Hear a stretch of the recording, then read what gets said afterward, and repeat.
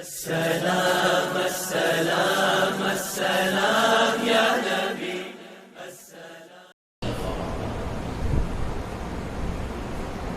السلام علیکم ورحمۃ اللہ وبرکاتہ۔ وعلیکم السلام ورحمۃ اللہ وبرکاتہ۔ نحمده ونصلي ونسلم على رسوله الكريم، اما بعد فاعوذ بالله من الشیطان الرجیم، بسم اللہ الرحمن الرحیم۔ قل لن يصيبنا الا ما كتب الله لنا، صدق الله مولانا العظیم، وبلغنا رسوله النبی الامین المقیم الکریم، ونحن على ذلك لمن الشاکرین والشاکرین، والحمد للہ رب العالمین۔ آئیے نہایت ہی ادب اور احترام کے ساتھ ساری کائنات کے رہبر عقیدت میرے اور آپ کے پیارے آقا جناب احمد مصطفیٰ حضرت محمد مصطفیٰ صلی اللہ علیہ وسلم کی بارگاہ کے گہر ناز میں اپنی غلامی کا ثبوت پیش کرتے ہوئے بآواز بلند عطیہ درود پاک پیش کیے، بڑی اللہم صلی علی سیدنا و مولانا محمد وعلی آل سیدنا مولانا محمد وبارک وسلم۔ صلاۃ و سلام علیک یا رسول اللہ صلی اللہ تعالی علیہ وسلم۔ اللہ رب العزت کا نہایت ہی فضل و کرم اور اس کا احسان عظیم ہے کہ اللہ رب العزت نے مجھے اور آپ کو یہ توفیق عطا فرمائی کہ میں اور آپ امام عالی مقام امام حسین رضی اللہ تعالی عنہ اور شہیدان کربلا کے ذکر کے لیے مسجد میں حاضر آئے ہیں۔ اللہ رب العزت ہمیں ہمیشہ ہمیشہ اپنے محبوب بندوں کا ذکر کرنے کی توفیق عطا فرمائے اور ہمارے اس کار خیر کو اپنی بارگاہ میں قبول و مقبول فرمائے اور دونوں جہان میں اس کا بہترین صلہ ہمیں عطا فرمائے۔ کل ہم نے سماعت کیا تھا آخر میں کہ امام حسین کا مقصد کیا تھا اور یزید کے ارادے کیا تھے۔ یزید کے ارادے یہ تھے اور اس کا خیال یہ تھا اور اس کی جو سوچ تھی وہ یہ سوچ تھی کہ طاقت ہی حق ہے۔ اس کی سوچ یہ تھی کہ طاقت ہی حق ہے، اور اس سوچ کے ساتھ جس سوچ کا ٹکراؤ ہوا، امام عالی مقام کا ارادہ اور آپ کا مقصد جو اس کی سوچ سے ٹکرایا اور اس کو تہس نہس کر دیا، اس سوچ کا نام یہ تھا کہ طاقت حق نہیں ہے بلکہ حق ہی طاقت ہے۔ حق ہی طاقت ہے، اور جس کے پاس حق کی طاقت ہوتی ہے تو پھر اس کے سامنے چاہے کتنی بھی طاقتیں آ جائے تو وہ طاقتیں ریزہ ریزہ ہو جاتی ہیں۔ آپ دیکھیے کہ وہ 72 کا لشکر تھا اور 22,000 کا لشکر سامنے تھا، اس کے باوجود بھی آج تک دنیا کو اگر کوئی یاد ہے تو وہ 72 کی ہسٹری یاد ہے، ان 22,000 میں سے 22 لوگوں کے نام تک یاد نہیں ہوتے۔ یہ ہے کہ ان کو لعنت کے ساتھ یاد کیا جاتا ہوگا، لیکن اگر جن کی شان و شوکت آج بھی زندہ ہے تو امام عالی مقام کے قافلے کی شان و شوکت یہ آج بھی زندہ ہے۔ کیوں؟ اس لیے کہ حق کی طاقت ان میں موجود تھی۔ جو لوگ اپنے آپ کی طاقت کو حق سمجھتے تھے، لیکن جنہوں نے حق ہی کی طاقت کو حق سمجھا تو پھر اللہ رب العزت نے ان کے حقوق کو قیامت تک کے لیے جاری کروا دیا۔ ان کے حقوق قیامت تک کے لیے جاری ہو گئے۔ امام عالی مقام اور آپ کو جو یہ تمام مصیبتیں پہنچی، یہ بھی ایک اللہ رب العزت کی طرف سے اللہ کی مرضی ہوتی ہے۔ کلام مجید میں رب کائنات ارشاد فرماتا ہے کل لن یصیبنا الا ما کتب اللہ لنا۔ اے محبوب تم فرما دو کہ تمہیں ہرگز تمہیں وہی پہنچ سکتا ہے جو اللہ رب العزت نے تمہارے مقدر میں لکھ دیا ہے، یعنی تم پر مصیبتیں وہی آنی ہیں جو تمہارے نصیبے میں لکھی ہوئی ہیں۔ اسی وجہ سے امام عالی مقام نے جب مکہ المکرمہ سے نکل رہے تھے تو آپ سے دو بڑے صحابہ کرام نے جب منع کیا تو آپ نے ارشاد فرمایا تھا کہ اگر میں حسرات الارض کے یعنی جانوروں کے جو سوراخ ہوتے ہیں اگر وہ سوراخوں کے اندر بھی جا کر چھپ جاؤں، لیکن اللہ نے جو مصیبتیں میرے نصیب میں لکھی ہیں تو لوگ مجھے وہاں سے بھی نکال کر مجھے وہ تکلیفیں پہنچائیں گے۔ یہ امام حسین رضی اللہ تعالیٰ عنہ نے یہ ایک پیغام دیا کہ مصیبتیں جس کے نصیب میں لکھی گئی ہیں اسے آنی ہے، اور مصیبتیں بھی عام لوگوں کے نصیبے کی بات بھی نہیں ہوتی، مصیبتیں بھی اسی انسان کو پہنچتی ہیں جو اللہ کو سب سے زیادہ پیارا ہوتا ہے۔ آقا رحمت صلی اللہ علیہ وسلم کی 63 سالہ زندگی کو اٹھا کر دیکھیے، نبی رحمت صلی اللہ علیہ وسلم کو کتنی مصیبتیں پہنچی۔ الغرض یہ ایک الگ بیان ہو جائے گا، میں آپ کو آگے کی طرف لیتا ہوا چلوں، بس ایک دو باتوں کو بتاتا ہوا چلوں تاکہ ہمیں ایک سبق مل جائے کہ جب کبھی ہمارے اوپر بھی مصیبتیں آئے تو ہمارے صبر کے اندر اور استقامت کے اندر زلزلہ پیدا نہ ہونے پائے۔ آقا رحمت صلی اللہ علیہ وسلم کا ارشاد ہے کہ جب کوئی مصیبت پہنچے تو انا للہ و انا الیہ راجعون کہنا چاہیے، اور اللہ نے ارشاد کہا ولئن اصابتهم مصیبۃ قالوا انا للہ و انا الیہ راجعون، اور جب انہیں مصیبت پہنچتی ہے تو وہ کہتے ہیں انا للہ و انا الیہ راجعون کہ ہم اسی کی طرف سے آئے ہیں اور ہمیں اسی کی طرف لوٹنا ہے، ہم اسی کی طرف سے آئے ہیں اور ہمیں اسی کی طرف لوٹنا ہے۔ آقا رحمت صلی اللہ علیہ وسلم نے جب یہ بات بتائی تو اس کا وقت یہ تھا کہ ایک چراغ بجھ گیا، رات کا وقت تھا، چراغ بجھ گیا، جو دیوا تھا وہ دیوا بجھ گیا۔ جیسے ہی دیوا بجھ گیا تو اس کے بعد نبی رحمت صلی اللہ علیہ وسلم نے انا للہ و انا الیہ راجعون پڑھا تو حضرت عائشہ صدیقہ رضی اللہ تعالی عنہا نے فرمایا کہا آقا یہ تو اس وقت پڑھا کرتے ہیں جب کوئی مر جاتا ہے، اور آپ نے دیوا کے بجھنے کے اوپر بھی آپ نے یہ آیت مبارکہ پڑھی تو نبی رحمت صلی اللہ علیہ وسلم نے ارشاد فرمایا کہا ہاں دیوے کا بجھ جانا بھی یہ انسان کو ایک تکلیف پڑتی ہے، دیوے کا بجھ جانا یعنی اندھیرے کا آ جانا بھی یہ بھی انسان کو گویا ایک تکلیف پہنچتی ہے، اگر انسان اس تکلیف پر بھی اللہ کی تعریف کرے تو اللہ اس پر بھی اسے ثواب عطا فرمائے گا، اگر یہ تکلیف پر بھی اگر انسان اللہ کی تعریف کرے تو اللہ اس پر بھی اسے ثواب عطا فرمائے گا۔ جو اللہ ایک دیوے کے بجھ جانے پر انسان کو ثواب عطا فرمائے تو جب اس کا کوئی قریبی رشتہ دار گزر جائے اور پھر وہ کہے انا للہ و انا الیہ راجعون تو اللہ اسے کتنا ثواب عطا فرمائے گا، اللہ اس کو کتنا مقام اور مرتبہ عطا فرمائے گا۔ تو گویا مصیبتوں کا آنا یہ بھی کبھی فائدے مندی کی بات ہوتی ہے، کبھی ایسا ہوتا ہے کہ انسان مصیبتیں خود حاصل کرتا ہے، انسان مصیبتیں خود چاہتا ہے، وہ کس طریقے سے؟ کبھی ایسا نہیں ہوتا کہ انسان مصیبتیں خود مانگے، لیکن جب انسان کبھی اونچے مراتب مانگتا ہے، کبھی انسان کوئی اعلیٰ درجات مانگتا ہے تو پھر اسے مصیبتوں سے گزرنا پڑتا ہے۔ آپ دیکھیں جنت میں داخل ہونے کے لیے جہنم کے اوپر سے گزرنا یہ ضروری ہے، جنت میں داخل ہونے کے لیے جہنم کے اوپر سے گزرنا، چونکہ پل صراط جو ہے وہ جہنم کے اوپر ہے اور جہنم کے اوپر سے گزرنا ضروری ہے، تو جنت میں ایک آسانی اتنی بڑی نعمت کو حاصل کرنے کے لیے اتنی بڑی مصیبت سے گزرنا پڑتا ہے، اتنی بڑی نعمت کو حاصل کرنے کے لیے یہ جو بیچ میں اتنی بڑی مصیبت ہے اس مصیبت سے گزرنا ہوتا ہے، اور جب انسان مصیبتوں سے گزرتا ہے تبھی جا کر اسے دائمی نعمتیں حاصل ہوتی ہیں، ہمیشہ رہنے والی نعمتیں حاصل ہوتی ہیں۔ ایک بزرگ تھے، ان کی بیوی بھی بڑی نیک تھی اور بڑھاپے کے عالم میں دونوں پہنچ چکے تھے، اب بیوی بھی بڑی نیک تھی، نمازوں کی بھی پابند تھی، ساتھ ہی ساتھ درود پاک بھی روزانہ پڑھا کرتی تھی، اور اس کی ایک امید تھی کہ آقا رحمت صلی اللہ علیہ وسلم کا واضح طور پر دیدار ہو جائے، نبی رحمت صلی اللہ علیہ وسلم کا دیدار نصیب ہو جائے۔ اب چونکہ ان کے اندر بڑی محبت تھی، کبھی انہوں نے کوئی ایسا کام ہی نہیں کیا تھا کہ وہ بزرگ کو انہیں ڈانٹنا پڑے، ہمیشہ وہ نماز کی بھی پابندی کیا کرتی تھی، ان کے حقوق بھی ادا کیا کرتی تھی، گھر کے تمام کام کاج بھی اچھے انداز میں کیا کرتے تھے، اور بڑھاپے کے عالم تک پہنچ چکے تھے اور وہاں تک انہیں کوئی تکلیف ہی نہیں پہنچی تھی۔ آخرکار وہ ہمیشہ یہ درود پاک پڑھتی رہتی اور بزرگ کی بارگاہ میں عرض کرتی رہتی کہ حضور میں روزانہ اتنی عبادت کرتی ہوں لیکن آج تک آقا رحمت صلی اللہ علیہ وسلم کا دیدار نصیب نہیں ہوا ہے۔ ایسا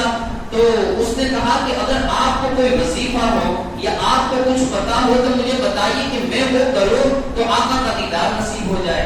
تو بزرگ نے کہا کہ اچھا میرے پاس ایک چیز ہے, کیا تم اس کے اوپر عمل کرو گی؟ کہا کہ ہاں میں عمل کرنے کے لیے تیار ہوں. کہا کہ آج رات اچھے سے نہا دھو کے اچھا خوبصورت لباس, وہ جو شادی والا تم نے لباس پہنا تھا وہ لباس کو پہن لینا. اور بڑھاپے کا عالم ہے اور شادی والا لباس انہیں پہنایا. پھر فرمایا کہ میک اپ بھی اچھے طریقے سے کر لینا اور میک اپ وغیرہ کر کے خوشبو وغیرہ لگا کے پھر تم آج کی رات لیٹ جانا. اب اس طرح وہ بوڑھی اماں اچھے انداز میں تیار ہوئی, بال وغیرہ بھی سوار کیے اور وہ شادی والا دلہن والا جو لباس تھا وہ لباس بھی پہن لیا.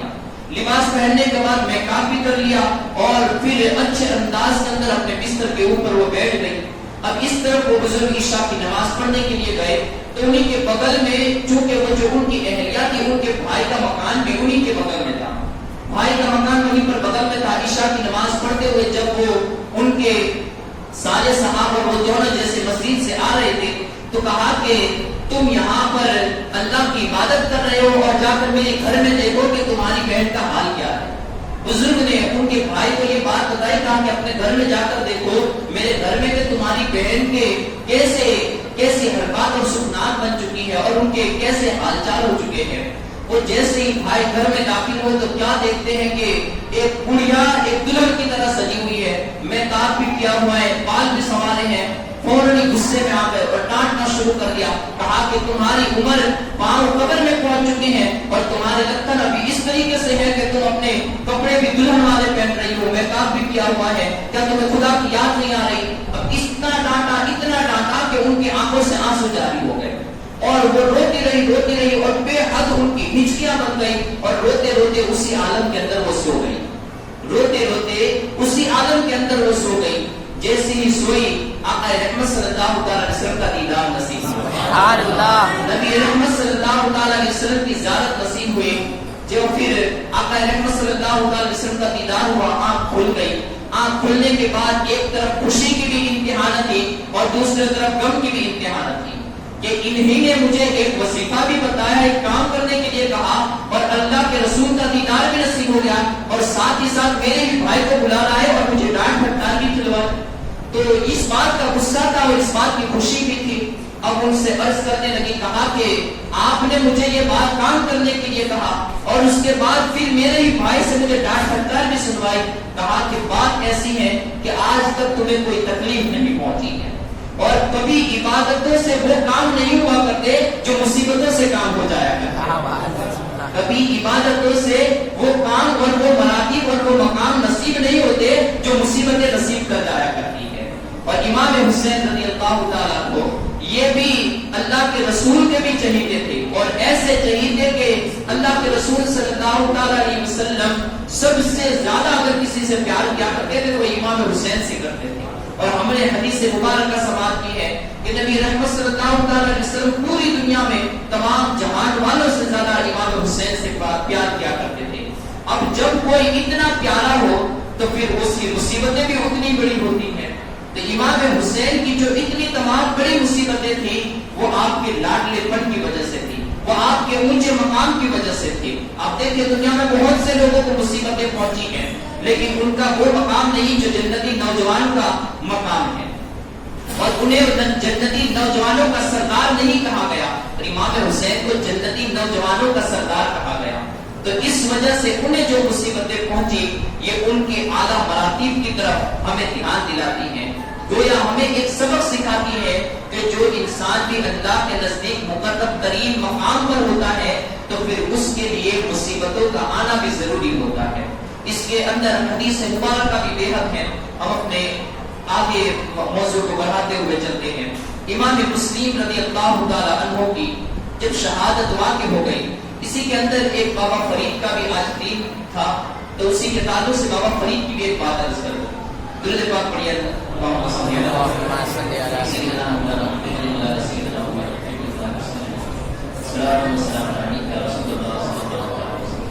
بابا فرید رحمۃ اللہ علیہ کی محفل لگی ہوئی تھی اور بڑے بڑے اولیاء کرام وہاں پر بیٹھے ہوئے تھے. تو حضرت بابا فرید الدین بخش رحمۃ اللہ تعالی علیہ نے کہا کہ تم بتاؤ کہ شکر کرنے والوں کا مقام بڑا ہے یا صبر کرنے والوں کا مقام بڑا ہے؟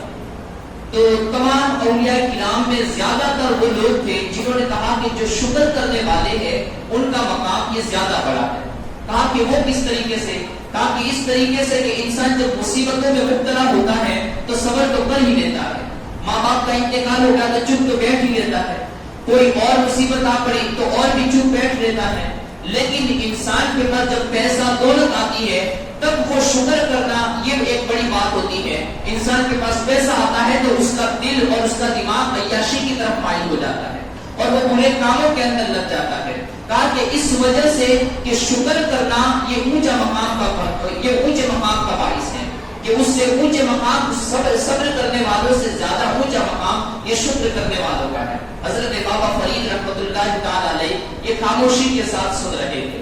اب آخر میں تمام لوگوں نے مل کر کہا کہ حضور آپ کے نزدیک کس کا مقام اونچا ہے؟ کہا کہ میرے نزدیک یہ ہے کہ صبر کرنے والوں کا مقام یہ شکر کرنے والوں سے زیادہ بلند ہے. کہا کہ وہ کس طریقے سے کہ مصیبت کرنے والے جو صبر کرتے ہیں ان کا مقام یہ شکر کرنے والوں سے زیادہ کس طریقے سے ہے؟ کہا کہ شکر کرنے والوں کے بارے میں اللہ نے کہیں پر بھی یہ ارشاد نہیں فرمایا کہ ان اللہ مع الشاکرین، بلکہ اللہ نے صبر کرنے والوں کے لیے ارشاد فرمایا ان اللہ مع الصابرین. اللہ رب العزت صابروں کے ساتھ ہے. شکر کرنے والوں کے ساتھ اللہ نہیں ہے. یہ اللہ نے کہیں ارشاد نہیں فرمایا. جہاں پر ارشاد فرمایا ان اللہ مع الصابرین فرمایا کہ صبر کرنے والوں کے ساتھ اللہ ہے. تو گویا کہ حضرت بابا فرید رحمۃ اللہ تعالی علیہ نے بھی ہمیں ایک سبق سکھایا کہ مصیبتیں آئے تو اس کے اوپر صبر کرنا چاہیے. حضرت امام مسلم رضی اللہ تعالی عنہ آپ کا انتقال اور آپ کی شہادت ہو گئی 3 ذوالحجۃ الحرام سن 60 ہجری کے اختتام پر یہ واقعہ پیش آیا. اور پھر حضرت امام مسلم رضی اللہ تعالی عنہ جب حضرت ہانی بن عروہ رضی اللہ تعالی عنہ کے مکان سے نکلے تھے تو اس وقت اپنے بیٹوں کو وہاں پر چھوڑ آئے تھے اور انہوں نے یہ کہا تھا کہ میرے بعد ان میرے بیٹوں کو، دونوں بیٹے جو آپ کے تھے محمد اور ابراہیم، کہا تھا کہ ان دونوں بیٹوں کو قاضی شریح کے گھر پر منتقل کر دینا اور ان کے مکان پر بھیج دینا. حضرت امام مسلم کی شہادت کے بعد قاضی شریح رحمۃ اللہ علیہ کے مکان پر وہ موجود تھے دونوں بیٹے. تو قاضی شریح رحمۃ اللہ علیہ نے دیکھا کہ امام مسلم کی شہادت ہو چکی ہے. وہ دونوں بیٹوں کے پاس آئے اور ان کے سر پر ہاتھ پھیرنے لگے اور اس طریقے سے نرمیلا انداز تھا کہ بیٹوں نے جب دیکھا، چونکہ خاندان قریش کے بیٹے تھے اور وہ بھی بڑی ہاشم کی آل سے تھے، آقا رحمت صلی اللہ علیہ وسلم کے خاندان کے پھول تھے، انہوں نے جب اتنا شفقت والا اور اتنی رحم دلی کے ساتھ ہاتھ پھراتے قاضی شریح کو دیکھا تو سمجھ گئے. کہا کہ حضور قاضی صاحب کیا ایسا تو نہیں ہے کہ ہمارے باپ شہید کر دیے جا چکے ہیں؟ تو حضرت قاضی شریح رحمۃ اللہ علیہ جو اب تک برداشت کیے ہوئے تھے اور اب تک بچوں سے چھپا رہے تھے، ان کے بچوں کے لب پر حضرت امام مسلم کا نام آتے ہی قاضی صاحب کی آنکھوں سے آنسو جاری ہو گئے. کہا ہاں بیٹو تم صبر کرنا، اللہ رب العزت نے تمہیں اونچا اور تمہارے والد کو اونچا مقام عطا فرمایا ہے. ان بدبختوں نے تمہارے والد کو شہید کر دیا ہے اور ساتھ ہی ساتھ ہانی بن عروہ کو بھی شہید کر دیا ہے. بیٹوں نے جب اپنے باپ کی شہادت کی خبر سنی تو چیخ و پکار کرنے لگے، کیونکہ اب ان کے پاس کوفہ کے اندر کوئی ایسا بندہ نہیں تھا جو ان کے حال پر رحم کرے اور ان کا ساتھ نبھائے. کوئی ان کا عزیز و اقارب، کوئی ان کا رشتہ دار نہیں تھا، کیونکہ تمام کوفہ کے لوگوں نے ان کے ساتھ بدعہدی کی تھی. قاضی شریح رحمۃ اللہ علیہ نے بچوں کے سر پر ہاتھ پھیرا، کہا کہ بیٹا گھبراؤ نہیں، میں تمہیں مدینہ المنورہ منتقل کر دوں گا. اپنے بیٹے اسد کو بلایا، کہا کہ میں نے معلوم کیا ہے کہ باب العراقین پر ایک قافلہ پڑاؤ کیا ہوا ہے اور وہ قافلہ مدینہ منورہ کی طرف جا رہا ہے. تو جلدی سے ان دونوں کو لے، سامان سفر کو تیار کر اور ان دونوں بچوں کو اس قافلے کے اندر چھوڑا اور کسی معتمد انسان اور بھروسہ لائق انسان کے پاس اس کے سپرد کرنا اور اسے کہنا کہ مدینہ منورہ میں ان کے خاندان والوں کے سپرد ان بچوں کو کر دے. اسد دونوں بچوں کو لیا، سامان سفر بھی اس نے تیار کیا ہوا تھا اور پھر لیتا ہوا اپنی سواری پر بٹھا کر اپنے گھوڑے پر سوار کر کے وہ باب العراقین تک پہنچا. قافلہ کچھ دیر پہلے وہاں سے نکل چکا تھا اسد نے کہا کہ دیکھو وہ گرد و غبار اور وہ ریت اور وہ گرد اڑ رہی ہے، وہاں پر قافلہ ہوگا، تم لوگ جلدی سے چلتے جاؤ اور جا کر اس قافلے کے اندر شریک ہو جانا۔ بچے وہاں پر نیچے اترے اور اپنے پاؤں سے دوڑنے لگے، دوڑتے دوڑتے جب اس گرد و غبار والی جگہ پر پہنچے جہاں پر دھول اڑ رہی تھی، جب اس جگہ پر پہنچے تو دیکھتے ہیں کہ خالی یہاں پر دھول ہی اڑ رہی ہے، کوئی قافلے کے نشانات بھی موجود نہیں ہے۔ بچے وہاں پر اب ایک دوسرے سے بلک کر رونے لگے، ایک دوسرے سے چمٹ کر رونے لگے، کوئی ان کا پرسان حال نہیں تھا، کوئی ان کے اوپر شفقت کا ہاتھ پھیرنے والا کوئی بندہ وہاں پر نہیں تھا۔ ابھی وہ رو رہے تھے، چیخ و پکار کر رہے تھے کہ وہاں پر حکومت کے جو سپاہی تھے ان لوگوں نے انہیں دیکھ لیا، وہ سمجھ گئے کہ یہ رو رہے ہیں، یہ ہو سکتا ہے کہ مسلم بھی عقیل ہی کے بچے ہو۔ انہوں نے پکڑا اور ابن زیاد کے سامنے ان کو پیشی کر دی، ابن زیاد کے دربار میں ان کو رکھا گیا۔ ابن زیاد نے کہا کہ ان دونوں بچوں کو قید خانے کے اندر ڈال دو، میں امیر یزید ابن معاویہ سے دریافت کروں گا کہ وہ اس کے بارے میں کیا حکم دیتا ہے، اگر وہ انہیں قتل کرنے کا حکم دے گا تو ہم انہیں یہی پر قتل کر دیں گے، اور اگر وہ انہیں اپنے پاس بلاتا ہے تو پھر انہیں یزید کے پاس دمشق روانہ کر دیا جائے گا، دمشق بھیج دیا جائے گا۔ اب یہاں پر ابن زیاد نے یزید کی طرف ایک قاصد کو روانہ کر دیا، جس جیل کے اندر اور جس قید خانے کے اندر محمد اور ابراہیم کو رکھے ہوئے تھے، وہاں کا جو داروغہ تھا اور وہاں کا جو نگہبان تھا، دروازے پر کھڑا رہنے والا جو سپاہی تھا، وہ محب اہل بیت تھا، وہ اہل بیت اطہار کے ساتھ محبت کرنے والا تھا۔ اب اس کا نام مشہور تھا۔ اس نے دیکھا کہ دونوں شہزادوں کی زندگی یہ داؤ پر لگی ہوئی ہے، یہ بدبخت کبھی نہ کبھی ان دونوں کے خون کے پیاسے ہو جائیں گے اور ان لوگوں کا خون بہانے سے گریز نہیں کریں گے۔ مشہور نے اپنے دل میں پکا ارادہ کر لیا کہ چاہے میری جان جائے تو چلی جائے، لیکن شہزادوں کی زندگی بچانا یہ میرے اوپر لازم ہے۔ ہو سکتا ہے کہ دنیا میں آج مجھے کوئی نفع نہ ملے، ہو سکتا ہے کہ دنیا میں مجھے مصیبتوں کے اندر مبتلا کر دیا جائے، لیکن میدان محشر میں یہ دونوں میرے لیے سہارا بن جائیں گے۔ نبی رحمت صلی اللہ علیہ وسلم یہ میری شفاعت فرمائیں گے۔ حضرت مشکور نے وہاں پر دونوں شہزادوں کے پاس گئے، جتنے دوسرے سپاہی تھے ان کو درہم و دنانیر دیے اور کہا کہ تم لوگ ابھی جاؤ اور کچھ دیر آرام کر لو، میں ابھی یہاں پر نگہبانی کرتا ہوں۔ نگہبانی کرتے ہوئے جیل کا دروازہ کھول دیا اور اس کے بعد دونوں بچوں کو کھانا وغیرہ کھلایا۔ کھانا کھلا کر رات کی آدھی رات گزر چکی تھی، اپنی انگوٹھی دی اور کہا کہ جاؤ قادسیہ کا میں تمہیں باہر تک چھوڑ دیتا ہوں۔ قادسیہ کا راستہ دکھایا، کہا کہ قادسیہ پہنچنا میرا بھائی ہے جو بڑے ہی عہدے کے اوپر ہے، تم اسے میری یہ انگوٹھی دکھانا، اور اسے انگوٹھی جب دکھاؤ گے اور اپنا پورا واقعہ بیان کرنا، وہ سمجھ جائے گا اور تم دونوں کو مکہ المکرمہ کو روانہ کر دے گا اور حفاظت میں تمہیں مکہ المکرمہ پہنچا دے گا۔ جب مشکور نے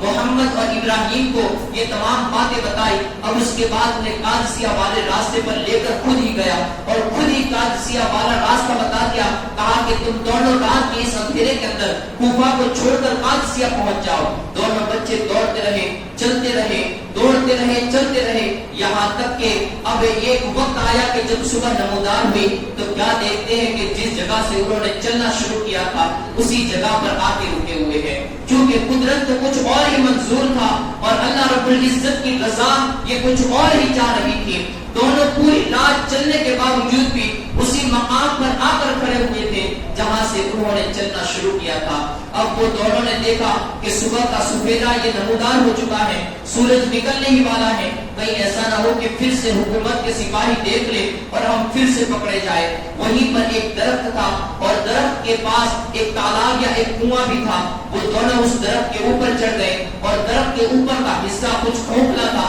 جس کے اندر بیٹھ کر وہ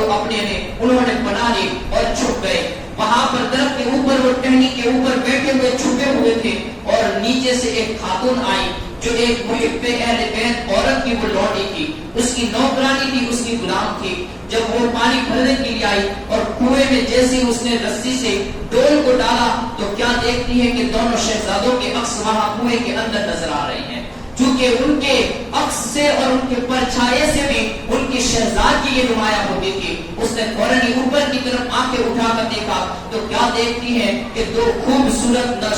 شہزادے یہ وہاں پر اوپر درخت کی ٹہنیوں کے اوپر بیٹھے ہوئے ہیں. انہوں نے فوراً ہی ان کو دیکھا, وہاں پر وہ ڈر گئے اور کانپنے لگے کہ پھر سے ہم پکڑے گئے. یہاں پر درہم و دنانیر کے بندے, یہ پیسوں کے لالچی, کہیں ایسا نہ ہو کہ اب پھر سے ہمیں ابن زیاد کے سامنے رکھ دیں. اور وہ وہاں پر رونے لگے. عورت نے کہا کہ بتاؤ تو صحیح کہ تم لوگ ہو کون, اور تمہاری یہ شہزادگی کے اور چہرے کے نشان بتا رہے ہیں کہ تم دونوں یہ شہزادے لگ رہے ہو, کس کے بیٹے ہو مجھے بتاؤ. ان دونوں نے روتے کانپتے ہوئے یہ بتانا شروع کیا, جو کہ خاندان نبوت کے پھول تھے اور آقا رحمت صلی اللہ علیہ وسلم کے خاندان میں پرورش پائی تھی, کبھی جھوٹ بولنا سیکھا نہیں تھا. انہوں نے فوراً ہی کہا کہ ہم مسلم کے عقیل کے بیٹے ہیں اور امام ہمارے والد یہ یہاں پر دردناک حالت کے اندر شہید کر دیے جا چکے ہیں, اور وہ کوفہ والے جنہوں نے ہمارے ساتھ مدد کا دعویٰ اور وعدہ کیا تھا, ان کوفہ والوں نے ہمارے ساتھ کو چھوڑ دیا ہے. حضرت جب محمد اور ابراہیم نے یہ بات کہی تو اس کے بعد اس خاتون نے کہا کہ تم لوگ گھبراؤ نہیں, میں جس کی نوکرانی ہوں وہ محب اہل بیت ہے, وہ اہل بیت اطہار سے محبت کرنے والی ہے. میں تمہیں تم دونوں کو اس کے پاس لے جاؤں گی, وہ تمہاری خاطر تواضع کرے گی, وہ تمہاری مہمان نوازی کرے گی, تمہارے ساتھ اچھے سے پیش آئے گی. وہ دونوں شہزادوں کو لے کر ان کے منہ پر پردہ لگا کر اپنی خاتون کے پاس, اپنی مالکہ کے پاس لے گئی. مالکہ کے پاس جب وہ لے گئی اور وہاں پر ان دونوں شہزادوں کو رکھا, ان کے پورے حال کو بیان کیا, خاتون اتنی خوش ہوئی کہ اسی وقت اس نے اس لونڈی کو آزاد بھی کر دیا. کہا کہ آج تک تو مجھے میرا کام کاج کیا کرتی تھی, لیکن آج تو نے مجھے اتنی بڑی نعمت عطا کی ہے اور اتنا خوش کر دیا ہے کہ میں تجھے اسی وقت آزاد کرتی ہوں. اس طرف اس خاتون نے اس لونڈی کو آزاد کیا, دوسری طرف ابن زیاد کو وہاں پر پتہ چل چکا تھا کہ مشکور نے دونوں شہزادوں کو آزاد کر دیا ہے.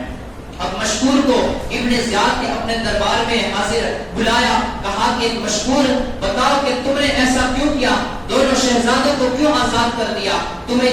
جانتے نہیں ہو کہ میں تمہارے ساتھ کیا معاملہ کروں گا, تم مجھ سے تمہارے دل میں میرا ڈر پیدا نہیں ہوا. مشکور نے کہا کہ جو اللہ سے ڈرا کرتا ہے وہ کسی حاکم سے نہیں ڈرتا ہے. جس کے دل میں خدا کا خوف ہوتا ہے, چاہے پہاڑ بھی اس کے سامنے آ جائے, چاہے دنیا کی پوری طاقت و قوت بھی اس کے سامنے آ جائے, لیکن وہ کبھی بھی کانپا نہیں کرتے, وہ کبھی بھی ڈرا نہیں کرتے. ابن زیاد نے کہا کہ تو نے کس امید پر اور کس وجہ سے ان کو آزاد کر دیا, اگر تو ان کو یہاں پر رکھتا تو ہو سکتا ہے کہ میں تجھے کوئی انعام دیتا, ہو سکتا ہے میں تجھے مال و دولت عطا کرتا, لیکن تو نے انہیں آزاد کر کے صرف مصیبتوں کو دعوت دی ہے. حضرت مشکور نے کہا کہ تو نہیں جانتا کہ میں نے انہیں آزاد کر کے کتنی بڑی نعمت کو اپنے گلے سے لگا لی ہے. تو یہ جانتا ہے کہ تو مجھے مصیبتیں پہنچائے گا, لیکن میرے دل میں یہ مجھے مناظر, میرا دل مجھے میری آنکھوں کے ذریعے دکھا رہا ہے, وہ منظر مجھے اب بھی نظر آ رہا ہے کہ جب میدان محشر میں میں ہوں گا اور ان کے والد حضرت امام مسلم اپنے چچا حضرت علی رضی اللہ تعالی عنہ سے فرما کر میری شفاعت کرا رہے ہوں گے کہ یہ مشکور وہ بندہ ہے جنہوں نے میرے شہزادوں کو مصیبتوں سے چھٹکارا عطا فرمایا تھا, جنہوں نے میرے شہزادوں کو قید خانے سے رہائی دلائی تھی. تو یہ امام مسلم مجھے حضرت علی کی شفاعت نصیب کروائیے, حضرت فاطمہ کی چادر کا مجھے سایہ نصیب ہو جائے گا. جب حضرت مشکور نے حضرت علی کی تعریف کی, حضرت خاندان نبوت کی تعریف کی, تو ابن زیاد بڑا ہی غصے میں آیا اور اپنے کوتوال کو بلایا, کہا کہ اس کو در مارنا شروع کرو اور اس کو اس طریقے سے مارو کہ یہ جان نکل جائے, اور جب اس کی جان نکلنے والی ہو تو اس کے سر کو تن سے جدا کر دینا. اب کوتوال نے انہیں مارنا شروع کیا. جب پہلا ہی درہ اسے مارا گیا تو حضرت مشکور نے بسم اللہ الرحمن الرحیم پڑھا. جب دوسرا کوتوال نے دوسرا درہ مارا تو فوراً ہی حضرت مشکور نے اللہ کی بارگاہ میں دعا کی, الہ العالمین مجھے تیرے رسول کے خاندان کی محبت کے اندر یہ سزا دی جا رہی ہے, تو مجھے صبر عطا فرما. جب تیسرا کوڑا مارا گیا تو حضرت مشکور نے کہا کہ الہ العالمین مجھے خاندان نبوت کی بدولت میرے گناہوں کو معاف فرما دے. پھر جب چوتھا کوڑا مارا گیا تو پھر حضرت مشکور نے کہا الہی مجھے بھی تیرے محبوب کے خاندان والوں کی غلامی میں شامل فرما دے, میری روح کو قبض کر لے اور تیرے محبوب کے خاندان والے جہاں پر جنت میں بسیرا کر رہے ہیں ان کی غلامی مجھے وہاں پر عطا فرما دے. اس کے بعد مشکور خاموش ہو گئے, کوتوال کوڑے مارتا رہا یہاں تک کہ حضرت مشکور رحمت اللہ تعالی علیہ یہ بھی اب آخر وقت ان کا بھی اس دار فانی سے کوچ ہو گیا, آپ بھی انتقال کر گئے. انا للہ و انا الیہ راجعون. ادھر وہ بی بی نے اپنے گھر کے اندر ان دونوں شہزادوں کو بڑی ہی مہمان نوازی فرمائی, ان کو کھانا بھی کھلایا, ان کے بالوں کو بھی سنوارے, ان کو نہلا دھلا کر اچھے کپڑے بھی پہنائے. اب رات کا وقت ہوا, انہیں ان دونوں بچوں کو ایک خاص کمرے کے اندر جگہ عطا فرمائی اور باہر سے دروازہ بھی بند کر دیا. ادھر اس کا شوہر یہ حارث آ گیا. وہ شوہر کیا تھا, بڑا ہی شراب خور تھا, بڑا ہی جوا کھیلنے والا تھا کہ جس نے ہمہ وقت خدا کی نافرمانی کے اندر اپنے شب و روز گزارے تھے, رات و دن جس نے اللہ کی نافرمانی میں گزارے تھے. اور وہ پورا دن سے جب آیا اپنے گھر پر تو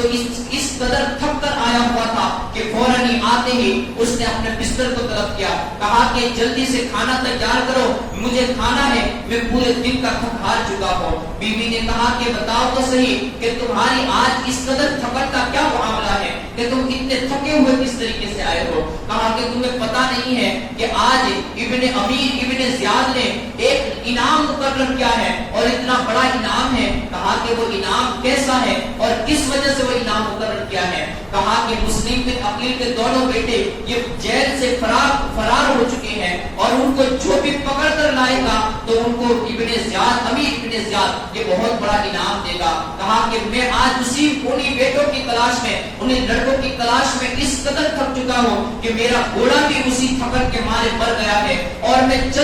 پیدل چلتے ہوئے ان بچوں کے پیچھے گیا لیکن بچوں کا کوئی نام و نشان نظر نہیں آیا. بیوی محب اہل بیت تھی, اہل بیت اطہار سے محبت کرنے والی تھی. بیوی نے انہیں سے سمجھایا, کہا کہ اپنے حال پر رحم پاؤ, اللہ رب العزت کی بارگاہ میں کیا جواب دو گے؟ آج نبی کی آل کو جو تکلیف پہنچاؤ گے تو پھر کل میدان محشر کے اندر کس کے ساتھ شفاعت کی امید رکھو گے؟ اس نے کہا کہ تو اپنی تقریروں کو بند کر میرے سامنے کھانا رکھ, مجھے بھوک لگی ہوئی ہے اور فخار ایسا گیا ہو کہ مجھے سونا ہے. اس کے بعد بیوی نے کھانا لائی. اب کھانے کھانے کے بعد وہ سیدھا ہی سو گیا. لیکن رات کے وقت ادھر بڑے بھائی محمد نے ایک خواب دیکھا. خواب کیا تھا؟ جیسے ہی اس نے خواب دیکھا تو اٹھ کر چیخ اور پکار کے ساتھ وہ رونا شروع کر دیا. اپنے چھوٹے بھائی کو اٹھایا, کہا بھائی اب اٹھ جاؤ, ہمارے سونے کا وقت ختم ہو چکا ہے اور اللہ رب العزت نے ہمیں اب دائمی زندگی ہمیں عطا کروانے والا ہے. چھوٹے بھائی نے کہا بڑے بھائی محمد کیا معاملہ ہے, تم نے کیا خواب دیکھا ہے؟ کہا کہ میں نے ابھی رات کے اندر ہمارے نانا جان نبی کریم صلی اللہ علیہ وسلم کی زیارت مجھے نصیب ہوئی.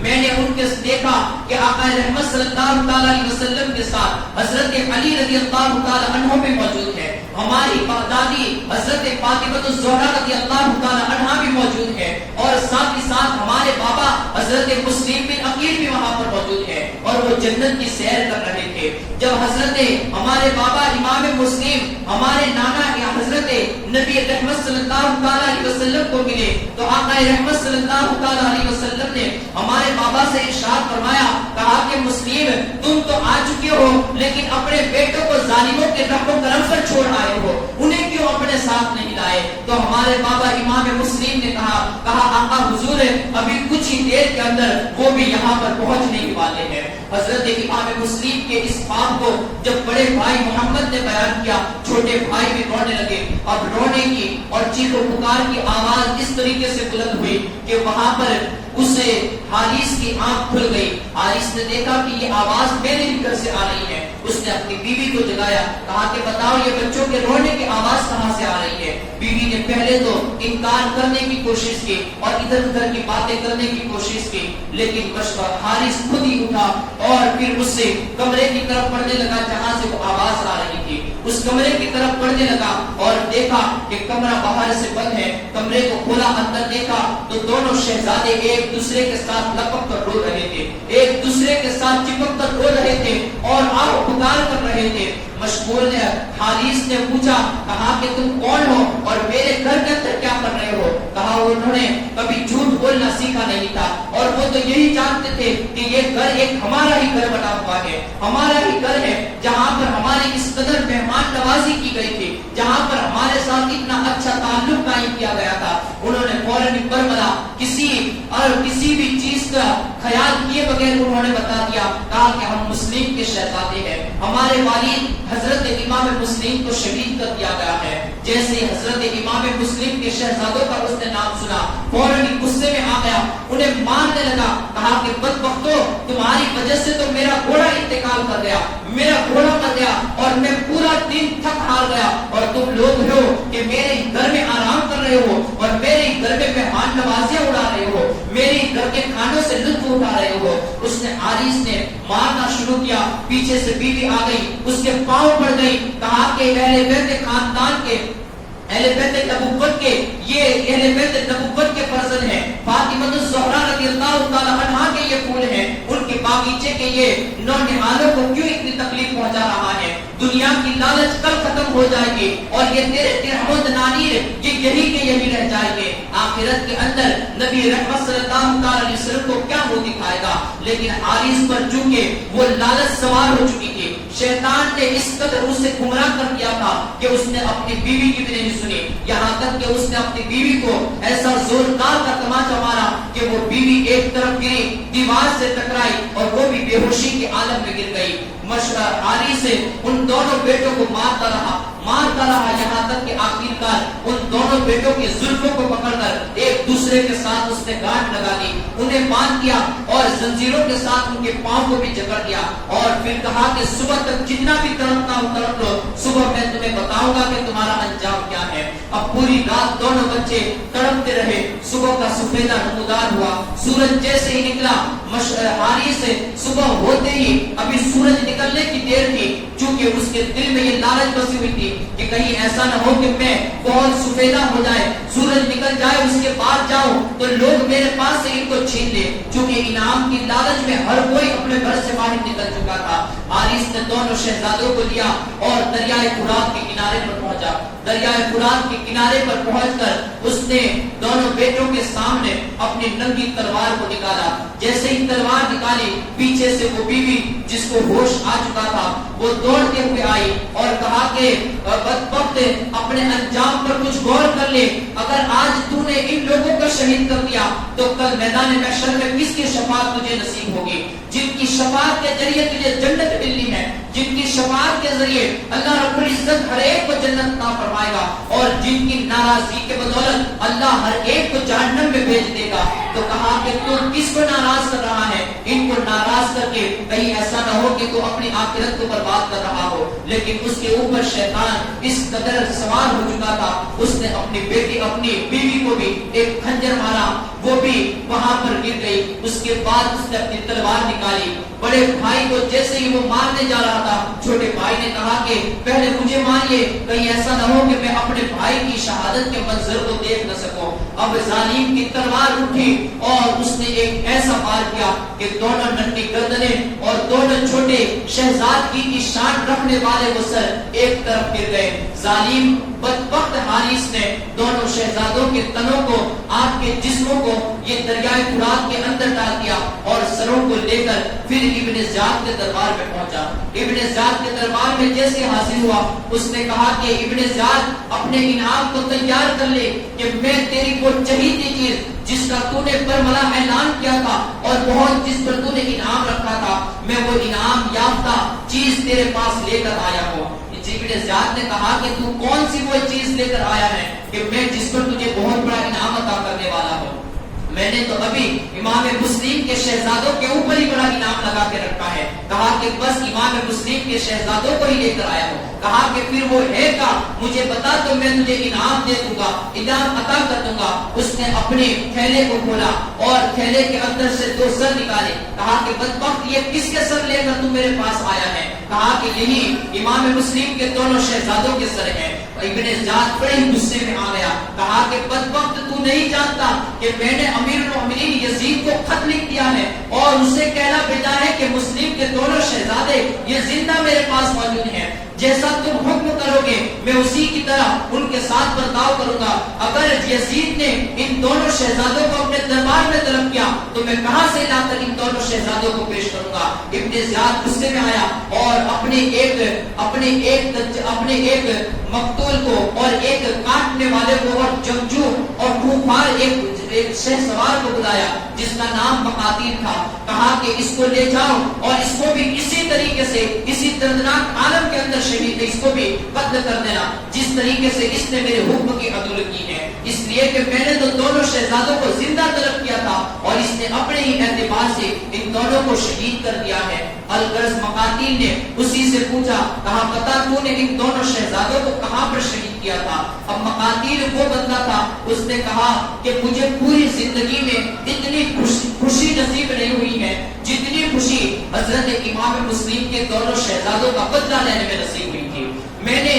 اسے حارث کو لیا اور حارث کو لے کر دریائے فرات کے کنارے پر پہنچا۔ دریائے فرات کے کنارے پر جا کر میں جب وہاں پر پہنچا اس نے اشارے سے بتایا کہ میں نے ان دونوں شہزادوں کو وہاں پر شہید کیا ہے۔ اس کے بعد مقاتیل نے اپنی تلوار نکالی اور اس ظالم بدبخت کو بھی وہیں پر واصل جہنم کیا، اسی کے بھی تن کو اسی کے بدن کو پانی میں ڈالا۔ روایتوں میں آتا ہے کہ جب اس حارث بدبخت کے بدن کو اور اس کے جسم کو پانی میں ڈالا گیا تو پانی دریائے فرات کے اندر ایک موج آئی اور اس موج نے اس بدبخت کے جسم کو باہر پھینک دیا۔ جیسے ہی باہر پھینکا مقاتیل نے سمجھ لیا کہ اس کو دریا بھی اپنے اندر قبول کرنے کے لیے تیار نہیں ہے، دریا اپنے اندر لینے کے لیے تیار نہیں ہے۔ اس نے پھر قبر کھودوائی، قبر کھودی گئی اور جیسے اس کو دفن کیا گیا، دفن کرنے کے بعد مقاتیل اور اس کے ساتھی جیسے ہی ابھی پیٹ پھیرے تھے کہ کیا دیکھتے ہیں کہ ایک دھماکہ ہوا اور حارث کا جسم قبر سے بھی باہر نکل گیا۔ مقاتیل نے دوسری مرتبہ قبر کھودوائی اور دوسری مرتبہ اسے دفن کیا لیکن پھر بھی اس کا جسم نکل گیا۔ آخرکار مقاتیل نے سمجھا کہ نہ اس کو پانی اپنے اندر لینے کے لیے تیار ہے نہ زمین اس کو قبول کرنے کے لیے تیار ہے، اب اس کا ایک ہی انجام ہے کہ جہنم کی آگ ہی اس کے اوپر جلائی جائے۔ اس کے بعد اس کو جلایا گیا اور جلا کر اس کی خاک اڑا دی گئی۔ تو یہ وہ لوگ تھے کہ جو اہل بیت اطہار کے ساتھ جنہوں نے گستاخیاں کی، اللہ رب العزت نے ان کو جو عذاب پہنچایا وہ دنیا والوں نے اپنی آنکھوں سے دیکھ لیا کہ ایک ایسے جو گستاخ نبی ہوتا ہے اور گستاخ اہل بیت ہوتا ہے تو نہ پانی اسے قبول کرتا ہے نہ زمین اسے قبول کرتی ہے، بلکہ وہ لوگوں کا انجام جہنم کی آگ ہی ہوتا ہے۔ اب اس کے بعد حارث بدبخت کو جلا دیا گیا اور اس طریقے سے حضرت امام مسلم، حضرت ہانی بن عروہ اور امام مسلم کے دونوں شہزادے اور ساتھ ہی ساتھ مشہور یہ چاروں کے چاروں یہ 72 ان نفوس قدسیہ جو حضرت امام مسلم کا لشکر کا قافلہ تھا جو کربلا کے میدان میں جانے والا تھا، ان 72 کے اندر ان چاروں کے نام کو بھی شمار کیا جاتا ہے کہ ان چاروں نے امام حسین سے پہلے اپنے آخرت کو لبیک کہا اور جنت کی دائمی نعمتوں کو انہوں نے حاصل کر لیا۔ درود پاک پڑھیں اللہم صلی علی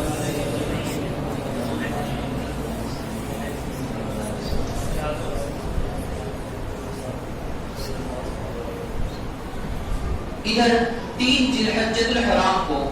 امام مسلم جب کوفہ میں شہید کیے گئے تھے، اسی وقت اس طرف مکہ المکرمہ کے اندر حضرت امام حسین رضی اللہ تعالیٰ عنہ مکہ چھوڑنے کے لیے تیار ہو چکے تھے۔ چونکہ امام مسلم کا انہیں خط پہنچ چکا تھا اور خط پہنچنے کے بعد اب کوئی گنجائش بھی باقی نہیں رہ گئی تھی۔ جیسے امام حسین رضی اللہ تعالیٰ عنہ یہ مکہ المکرمہ کی سرزمین سے نکلنا چاہ رہے تھے کہ اسی عالم کے اندر جب تمام صحابہ کرام کو خبر ہوئی کہ امام حسین اب مکہ بھی چھوڑ کر کوفہ کی طرف روانہ ہونے والے ہیں، پھر سے صحابہ کرام آ گئے۔ صحابہ کرام نے انہیں سمجھانا شروع کیا اور کہا کہ امام آپ کوفہ کی جانب نہ جائیے، اگر آپ کہیں گے ہم اپنی جانوں کو آپ پر قربان کر دیں گے اور جب تک ہم زندہ رہیں گے آپ کی ذات پر ایک آنچ تک نہیں آنے دیں گے۔ حضرت عبداللہ ابن زبیر رضی اللہ تعالیٰ عنہ نے کہا کہا کہ آپ خانہ کعبہ کے اندر رہیے اور ہمیں مکہ کے اندر سے ایک بہت بڑا لشکر جمع کر لوں گا جو آپ کے ماتحت میں یہ لشکر یہاں سے نکلے گا اور شامیوں کو بھی تخت و تاراج کرے گا. لیکن حضرت امام حسین رضی اللہ تعالیٰ عنہ نے کسی کی بات کو نہیں سنی. آخرکار امام حسین رضی اللہ تعالیٰ عنہ یہ کوفہ کی طرف جانے کے لیے تیار ہو گئے. حضرت عبداللہ ابن عباس رضی اللہ تعالیٰ عنہ نے آپ کو سمجھایا. حضرت امام حسین رضی اللہ تعالیٰ عنہ نے آپ کو بھی انکار کر دیا. حضرت عبداللہ ابن عمر رضی اللہ تعالیٰ عنہ یہ بھی حضرت عمر فاروق رضی اللہ تعالیٰ عنہ کے بیٹے بھی آئے. آپ نے بھی حضرت امام کو روکا لیکن امام حسین رضی اللہ تعالیٰ عنہ نہیں رکے. یہاں تک کہ حضرت امام حسین کے بھائی حضرت محمد بن حنفیہ رضی اللہ تعالیٰ عنہ یہ بھی آئے اور حضرت محمد بن حنفیہ نے کہا کہ بھائی آپ جانتے ہیں کہ کوفہ والوں نے ہمارے ساتھ کتنی بدعہدیاں کی ہیں, ہمارے والد کے ساتھ کتنی بدعہدیاں کی ہیں اور ہمارے بھائی امام حسن کے ساتھ کتنی بدعہدیاں کی ہیں. اس کے باوجود بھی آپ کوفہ کی طرف جانے میں کیوں وزیر ہیں اور کیوں ضد کر رہے ہیں. حضرت امام حسین رضی اللہ تعالیٰ عنہ نے یہاں پر جو ایک بات بتائی وہ آپ کے مقصد کو اجاگر کرتی ہے. جہاں پر لوگ آپ آج دنیا میں اپنی کتابوں کے اندر یہ لکھتے ہوئے نظر آتے ہیں کہ یہ دو شہزادوں کی جنگ تھی, یہ امام حسین کا کوفہ کی طرف جانا یہ حکومت اور سلطنت کے خاطر تھا. لیکن امام حسین رضی اللہ تعالیٰ عنہ نے یہاں پر ایک پوشیدہ بات کے اندر ایک بات کو واضح فرمایا. امام حسین نے محمد بن حنفیہ سے کہا کہ بڑے بھائی آپ سے چھوٹے تھے, کہا کہ بھائی میرے اصل میں میرا ایک مقصد ہے جو میرے آقا رحمت صلی اللہ علیہ وسلم نے مجھے خواب میں آ کر اس کی وضاحت فرمائی ہے, مجھے اس کی تنبیہ فرمائی ہے اور مجھے اس مقصد کو پورا کرنے کے لیے کوفہ کی طرف جانا یہ میرا ضروری ہے. محمد بن حنفیہ نے کہا کہ تمہارا وہ مقصد کون سا ہے اور آقا رحمت صلی اللہ علیہ وسلم نے تمہیں کیا بات بتائی ہے. حضرت امام حسین نے اس بات کو بتانے سے انکار کر دیا. کہا کہ وہ ایسا ایک خواب ہے کہ جسے میں نہ اب تک نہ کسی پر ظاہر کرا ہوں اور نہ بعد میں کسی پر ظاہر کروں گا. میرے آقا نے اور میرے نانا نے مجھے وہ بات بتائی ہے, وہ بات کو میں پورے طریقے سے اس میں مکمل اتر ہی کر رہوں گا.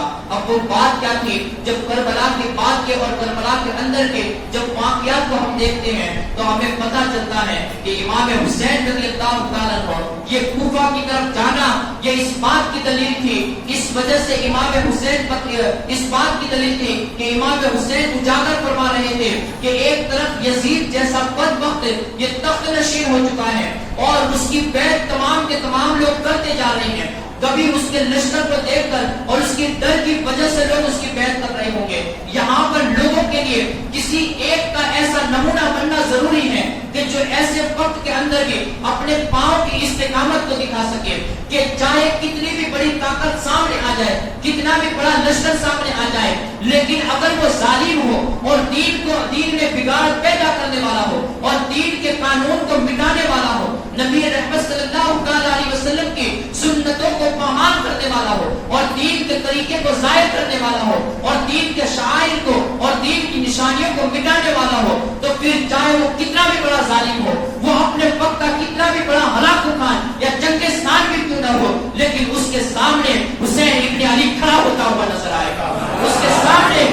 حسینی طاقت یہ ہمیشہ اپنے پورے زور کے ساتھ اس کے سامنے مقابلہ کرتی ہوئی نظر آئے گی. امام حسین کا یہ مقصد تھا جو حضرت نبی رحمت صلی اللہ علیہ وسلم نے امام حسین کو خواب بتایا تھا کہ بیٹا چاہے کچھ بھی ہو جائے, ہمارا خاندان کیوں نہ لٹ جائے, لیکن اپنے دین پر آنچ نہ آنے دینا. لوگ یہ سمجھ لیں گے اور کبھی یزید بھی یہ سمجھ لے گا کہ یزید جیت گیا ہے, یزید کچھ وقت کے لیے اس نے اپنے تخت کو بچا بھی لیا ہے, لیکن تیری قربانی ایک ایسی مثال پیش کر جائے گی, تیری قربانی لوگوں کو ایک ایسا سبق سکھا جائے گی کہ رہتی دنیا تک اور قیامت تک کے لوگ اس نشانی کو اور اس یادگار کو مناتے رہیں گے اور لوگوں کا جذبہ بڑھتا جائے گا اور لوگوں کے حوصلے بلند ہو جائیں گے اور راہ حق پر چلنے والے مسافروں کے لیے تو ایک ہدایت کا چراغ بن جائے گا اور تو ایک ایسا چراغ بن جائے گا کہ جب بھی ان راہ حق پر چلنے والوں کو کوئی مصیبت آئے گی یا ان کے سامنے یزید جیسی کوئی طاقت آئے گی تو ان کے اندر بھی تیرا جذبہ اجاگر ہو جائے گا. تیرا جذبہ پیدا ہو جائے گا،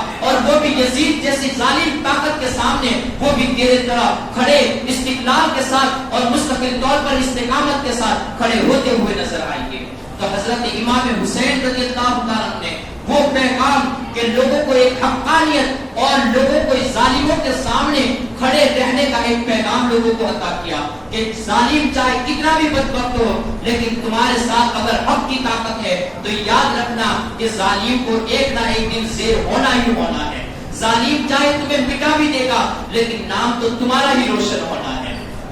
اسی لیے علامہ اقبال نے کہا ہے کہ قتل حسین اصل میں مرگ یزید ہے، اسلام زندہ ہوتا ہے ہر کربلا کے بعد، اسلام زندہ ہوتا ہے ہر کربلا کے بعد۔ جب بھی کبھی ایسے کربلا کے مار کے آتے رہیں گے، حسین ابن علی کے غلام پیدا ہوتے رہیں گے۔ جب بھی یزیدیت جنم لیتی رہے گی، امام حسین کے غلام بھی جنم لیتے رہیں گے۔ جب بھی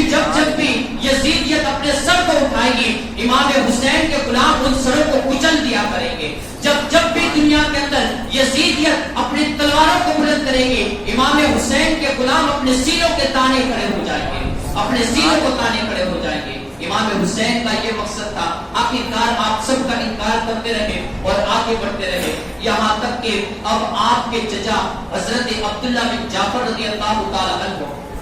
آپ کے بھائی، آپ کے بہنوئی کے حضرت عبداللہ بن جعفر رضی اللہ تعالی عنہ، جب حضرت امام مسلم حضرت امام حسین رضی اللہ تعالی عنہ یہ مکہ المکرمہ سے نکل گئے اور کسی ایک مقام پر پہنچے تو پیچھے سے حضرت عبداللہ بن جعفر رضی اللہ تعالی عنہ، امام حسین کی جو بہن تھی زینب رضی اللہ تعالی عنہ، جن کا نکاح حضرت عبداللہ بن جعفر طیار رضی اللہ تعالی عنہ کے ساتھ ہوا تھا، اور ان کے دو صحابزادے تھے جن کا نام اون محمد تھا۔ اون محمد کے ساتھ انہوں نے ایک خط کو بھیجا اور وہ خط میں انہوں نے لکھا، کہا کہ امام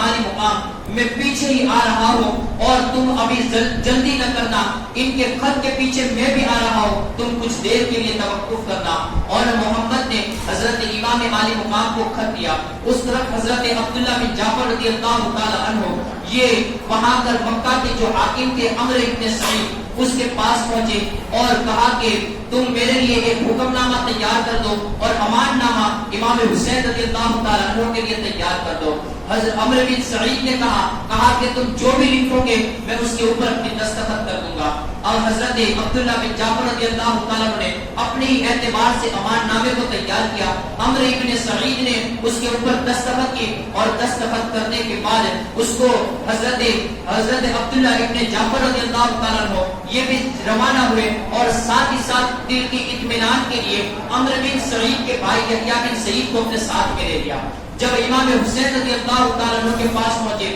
انہیں کہا کہ بھائی یہ یحییٰ ابن سعید عمرو بن سعید کا بھائی ہے، میں اسے آپ کے دل کے اطمینان کے لیے لے کر آیا ہوں، اور یہاں آپ اب کوفہ کی طرف روانہ نہ ہو بلکہ مکہ میں آ جائے، مکہ کے حاکم نے آپ کو امان دے دی ہوئی ہے، آپ کے ساتھ یہاں پر آپ کا بال بھی پیٹا نہیں کیا جائے گا، آپ کے ساتھ کوئی ظلم و جفا نہیں کی جائے گی، آپ کے ساتھ کوئی بدعہدی نہیں کی جائے گی، لیکن برائے مہربانی آپ کوفہ کی طرف روانہ نہ ہو۔ لیکن امام حسین رضی اللہ تعالیٰ عنہ نے کہا کہ بھائی جان آپ جانتے ہیں کہ میں یہ کسی بھی حالت میں یہاں پر رکنے والا نہیں ہوں۔ آپ نے انکار کیا۔ حضرت عبداللہ بن جعفر رضی اللہ تعالیٰ عنہ نے کہا کہ اگر آپ مجھے ایسا لگتا کہ آپ میرے ساتھ کشتی کرنے کی وجہ سے رک جاتے کہ میں آپ کو مارتا اور مار کر روک لیتا تو میں یہ بھی کام کرنے کے لیے آپ کو کوفہ جانے سے روکنے کے لیے اگر مجھے یہ بھی کام کرنا پڑتا تو میں یہ کام کرنے کے لیے بھی تیار ہوتا، لیکن میں جانتا ہوں کہ آپ کسی بھی قیمت پر رکنے والے نہیں ہو۔ حضرت عبداللہ بن جعفر کے کہنے کے باوجود بھی اب امام عالی مقام نے اپنے سفر کو کوفہ کی طرف شروع فرمایا۔ اس کے بعد پھر بیچ میں اس طریقے سے آپ نرم انداز میں سفر کرتے جا رہے تھے کہ حج کرنے والے لوگ یہ حج کر کے فارغ ہو چکے تھے۔ اب یہ موقع بھی ایسا تھا کہ ایک طرف لوگ دور و دراز کے مقام سے حج کرنے کے لیے آ رہے تھے اور امام حسین رضی اللہ تعالیٰ عنہ نے صرف عمرہ کیا اور حج کرنے سے پہلے یہ مکہ المکرمہ اور خانہ کعبہ سے نکل رہے تھے۔ گویا یہاں پر بھی امام عالی مقام نے ایک پیغام دیا کہ لوگوں جس کعبے کا تم حج کرنے کے لیے جا رہے ہو میں اس کی عظمت کو بچانے کے لیے جا رہا ہوں، جس کعبے کا تم حج کرنے مارنے کے لیے جا رہے ہو، میں اس کی نشانیوں کو بچانے کے لیے جا رہا ہوں۔ حضرت امام حسین رضی اللہ تعالیٰ عنہ نے کوفہ کی طرف اپنے سفر کو شروع کیا۔ انشاءاللہ اس سے آگے کل کو ہم سماعت کرتے ہوئے چلیں گے۔ رب کائنات کی بارگاہ میں دعا ہے اللہ رب العزت مجھے اور آپ سب کو آقا رحمت صلی اللہ تعالیٰ علیہ وسلم اور اہل بیت اطہار کی محبت عطا فرمائے۔